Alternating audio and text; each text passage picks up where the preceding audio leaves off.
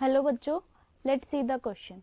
The question says that if ABCD is a cyclic quadrilateral, then the value of cos square A minus cos square B minus cos square C plus cos square D is. Options are 0, 1, -1, 2. Okay, तो इस question में हमें क्या दिया है? इस question में हमें दिया हुआ है कि हमारे पास ABCD क्या है? एक साइक्लिक क्वाड्रिलेटरल है, is a cyclic quadrilateral. Okay, और हमें इसे यूज करके हमें किसकी वैल्यू बतानी है?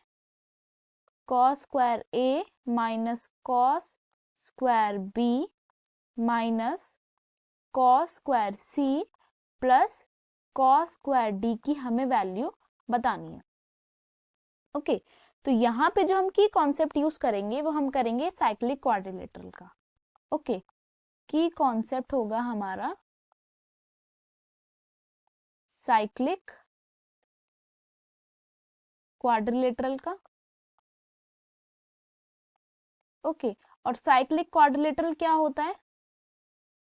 किसी भी सर्कल में अगर हमारा, जैसे हमारे पास ये सर्कल है, ओके, और उसके अंदर अगर हमारे पास कोई क्वाड्रिलेटरल बना हुआ है तो हम उसे कहते हैं cyclic quadrilateral.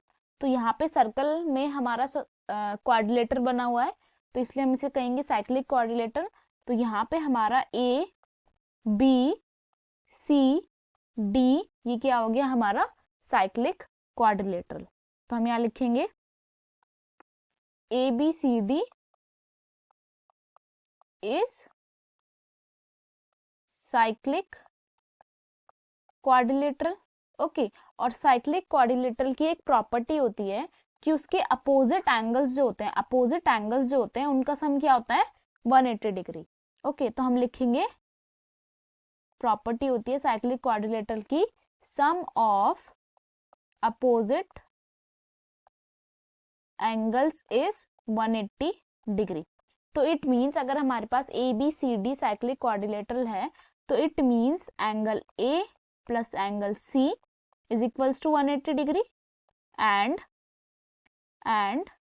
Angle B plus angle D is equals to 180 degree. Okay, तो ये कॉन्सेप्ट यूज करके हमें अपना क्वेश्चन सॉल्व करेंगे. ओके, और क्वेश्चन में हमें कॉम्प्लीमेंट्री एंगल की आइडेंटिटी यूज करेंगे, कॉम्प्लीमेंट्री एंगल की, सप्लीमेंट्री एंगल की यूज करेंगे, सप्लीमेंट्री एंगल की, सप्लीमेंट्री एंगल की प्रॉपर्टी यूज करेंगे हम. अगर हमारे पास कॉस 180 डिग्री माइनस थीटा होता है तो इसकी वैल्यू क्या होती है? Minus cos theta. ओके, ये सब हम अपने क्वेश्चन में यूज करेंगे. तो अब हम अपने क्वेश्चन पे आते हैं. तो हमें क्या बताना है? Cos square A minus cos square B minus cos square C plus cos square D की हमें वैल्यू बतानी है. ओके, अब हम इसे कैसे लिख सकते हैं?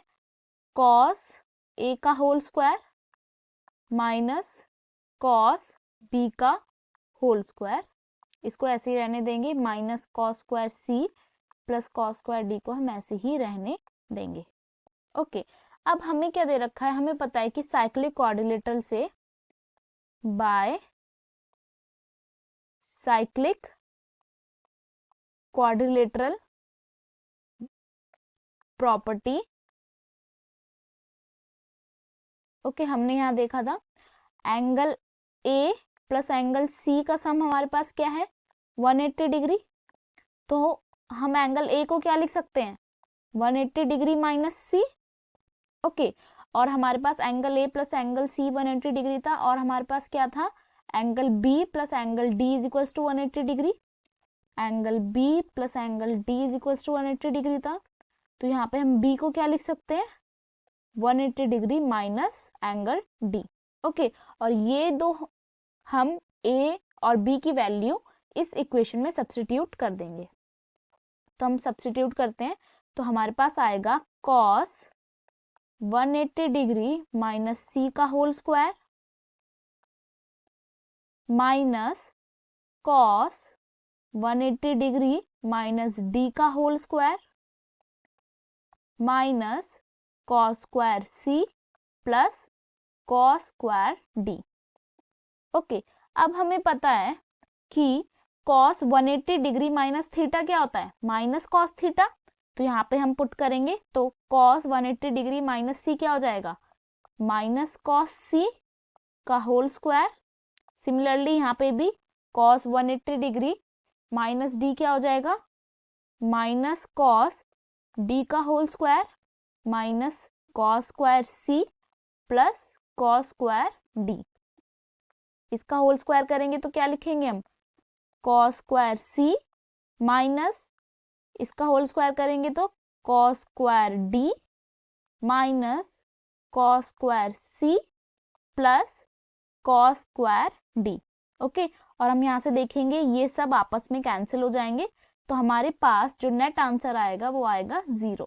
ओके, तो फाइनली हमारी cos square A minus cos square B minus cos square C plus cos square D की क्या वैल्यू आएगी, 0, और यही हमारा फाइनल आंसर होगा। ओके, तो इसलिए यहाँ पे हमारा ऑप्शन नंबर ए 0 जो है वो करेक्ट ऑप्शन है। Hope you will understand. Best of luck, thank you.